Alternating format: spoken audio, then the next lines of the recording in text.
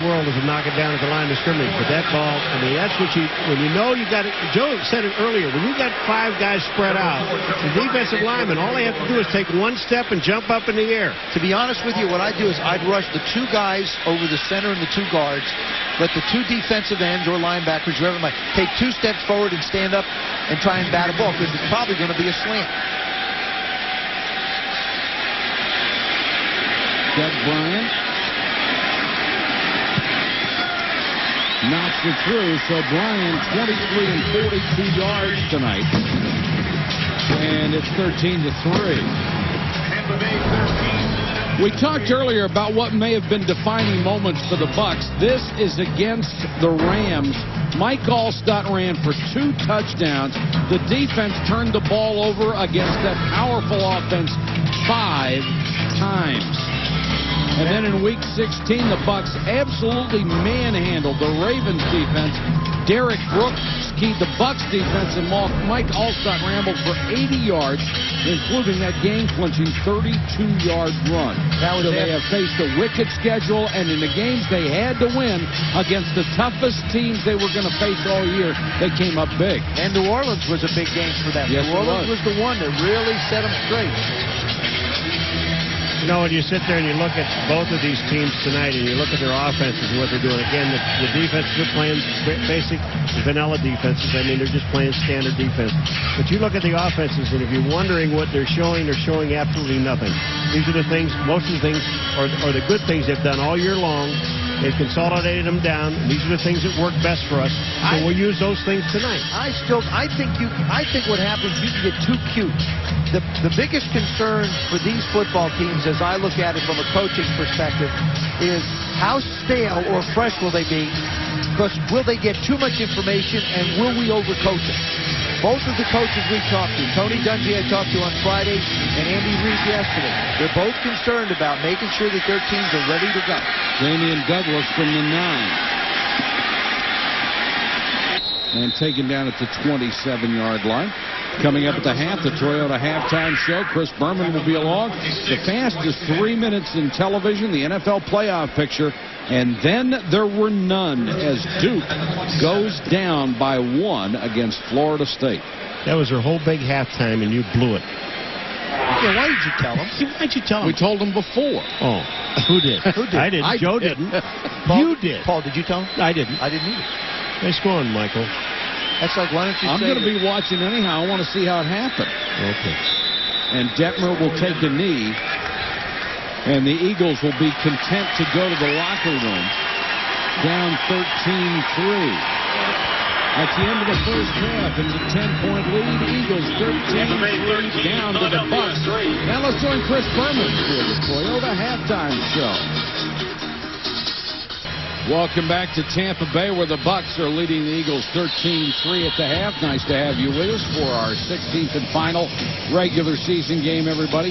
Who's going into the playoffs hot, who's not? Paul, NFC. Well, you know, Chicago Bears or something. I mean, you got the St. Louis Rams. Everybody knew they were going to be there, and they're really the best team, I think, right now. But the Chicago Bears with their defense, and then the Green Bay Packers, and San Francisco has to come to Green Bay, Joe, to play those guys, and that's almost impossible. I think there are a lot of good matchups in the NFC. In the AFC, you got to think the Pittsburgh Steelers are right where they want to be. I mean, they're as balanced as anybody going in. The Raiders have to be a little concerned. The team that I think you have to watch in the AFC are the New England Patriots. I just don't think you can count out the ability of Bill Belichick to be a defensive coach and Tom Brady to make plays. There isn't any weather that bothers them. They can run with anybody when they get on a turf field. So to me, that whole AFC is, in Oakland, like I said, they've got to find a way to stop people. Of the 2 teams here, I think either one of these guys are going to scare somebody in the playoffs. I think the Eagles can, and I thought Chad Lewis put it very well when Susie had a chance to talk to him. He said that Donovan McNabb played the best game that he's played as an Eagle last week, and that's what he's capable of doing. The Eagles will get the ball to start the second half. Brian Mitchell. Big return out across the 45 to the 47-yard line. First half stats, and this was a one-way road, 178 to 105. Both teams had a turnover in the ball game, and the Bucks dominated the time of possession. And the scoreboard is very reflective of that, 13-3. Very solidly played, and this is about the time you'd say in an exhibition game when things would get away, but they won't. Don't have an 80-man roster. That's right. You got you've got Corey Detmer coming out again. He'll go up against Sean King again. Buckhalter and Reeder are the running backs. Detmer to throw under pressure and throws wide of Freddie Mitchell. Now, let's not make any mistake here. There are some guys in this game on both sides of the ball where they would, both coaches and the film doesn't lie, that they would like to see some production out of these guys. I mean, really are looking at these guys not only for next week's game as backup, but also for next year. I know, but I got a question for you after this play. I want to ask you, Paul. I got the answer, too. I know you do. I got a question. What's the question? I'm not going to tell you till after the question. Second and 10, Buckhalter. They steal the right side. Buckhalter to the 35-yard line. You want to wait a minute? No, I think that was a nice tackle by Dwight Smith. If you're Troy Vincent, okay? Coach calls you and says you're not going to play. You're Bobby Taylor, the other corner. You're going to play. Are you mad a little bit that you're not getting to be the guy to sit down? That you're going to have to play and the other one sits down? Well, you are thinking, and Troy Vincent said it to us today. They look at the other guys and look at him like, why not me? Right. Well, Troy Vincent made All-Pro. Is that a reason? Bobby Taylor didn't. Buckhalter hit in the backfield. David Gibson with a solid tackle. But there are just. I mean, what did they do? Philadelphia, Andy Reid went into 4 guys and they sat him down and says, "You're not playing. You're not playing. You're not playing. You're not playing, and you're also not going to dress. So we're not going to hesitate. We're not going to make any decision." Hugh Douglas happens to be one of those guys. Troy Vincent had to be one of those guys. But on this particular play, David Gibson played the defense the way it's designed. Don't overcommit. Don't chase too fast. Second and 11 for Philadelphia. Detmer over the middle. Buckhalter. That'll be a short gain. Gooch with the tackle. Detmer's pass complete to Buckhalter. Stopped by Jeff Gooch. Detmer is one of those guys who had a storybook high school career, then went to Colorado, was the first 3,000-yard passer in that school's history, then comes into the pros with a reputation of having a real good head on his shoulders, being able to read defenses and execute an offense. But does he have an NFL arm? I think he does. I think he has a stronger arm than his brother Ty. And I think that, to me, Coy can be more productive at the position because he does have a stronger arm. They've got a timeout. Philadelphia burns one early. Back in a moment. ESPN Sunday Night Football is brought to you by Fujitsu. The possibilities are infinite. By Coca-Cola. Life tastes good. And by Taco Bell. We're in Tampa Bay, an area made up by St. Petersburg, Clearwater, Tampa. And 2.5 million people call this area home. Great golf courses. Great golf courses. Sunny and 41 in Philadelphia next week. I'd be a little surprised.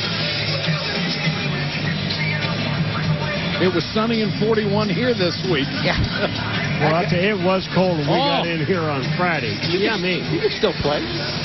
Will you quit talking about golf? Sorry. The Bucks, not what you would call your traditional cold weather team. Keep putting up that graphic under 40 degrees. Well, if it's under 40 degrees, then they have a problem again. Detmer has a problem on the blitz. Brian Kelly has him by the jersey. David Gibson from the other side. And that brings a smile to Tony Dungy's face. Every now and then what you do is you don't hold back. You show it. There's that cold weather graphic. Under 40 degrees, 0-20. That's not good. They almost had Green Bay last year up in Green Bay, though. They were so close. So close there. That game up in Green Bay really set them back when they went into Philadelphia. Emotionally, they weren't ready. They were ready for a bye. They were ready for a home game, and they had to go play on the road. Landetta will try to hang this one high. Gets a great bounce. Beautiful kick by Landetta. Sean has done it so beautifully for so long in this league. Oh. A 37-yard kick, and now they're going to say it's a touchback and will come out to the 20.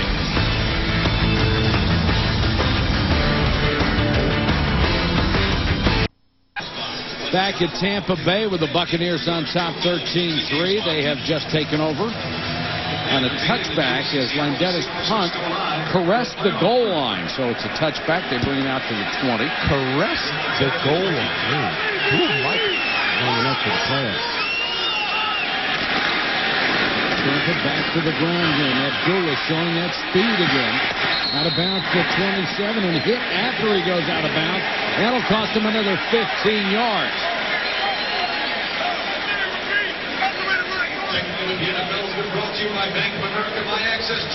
I love it when the guy hits a guy out of bounds and you say, what do you call him? We're calling you hitting a guy out of bounds. You can guarantee one thing. Tim Houck's going to hit somebody, number 45.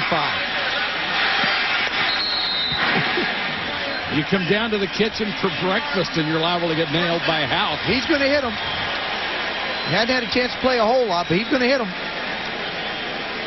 The Eagles have been penalized 8 times tonight for 80 yards. Tampa Bay has yet to have any yardage marked off.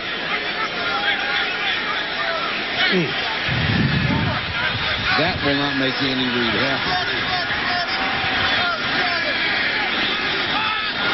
Blitz coming. And Abdullah runs into the middle of it and is gang tackled. Troy Vincent's a guy we talked about before, making his 3rd straight Pro Bowl this year. 3 picks.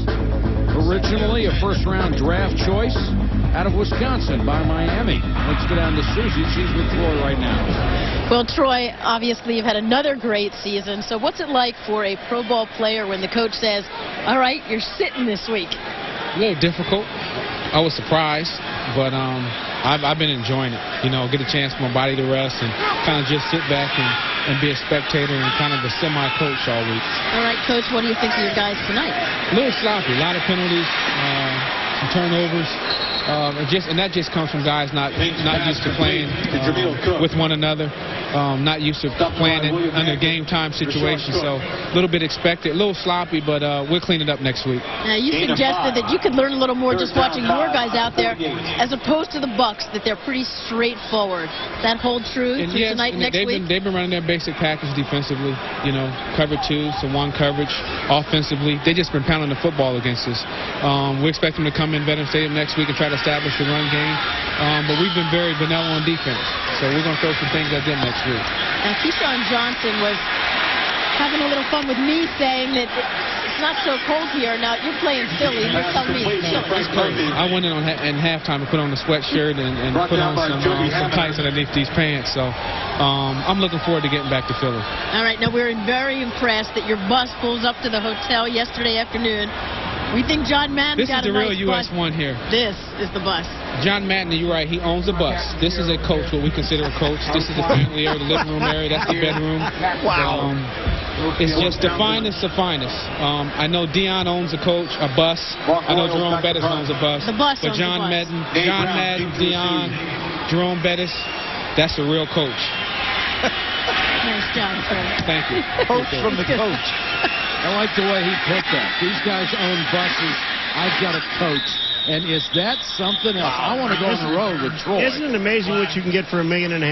Yes. It's kind of amazing. The other thing about that, he drives it. Yeah, he doesn't have a driver. He drives it because he loves to be on the road driving. So to put the kids in the back, let them play, let them watch TV. I would imagine if I was a kid, I'd live in there. So marker down on the punt. We'll check it out. Coach has got to go back and do a little coaching.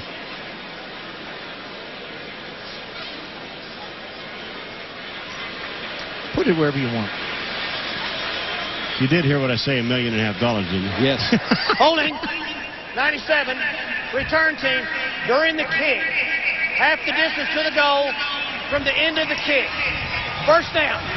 Tough to get that baby through the drive-through window, though, isn't it? Well, I'll tell you what. If you pay $1.5 million, you don't have to go to the bank.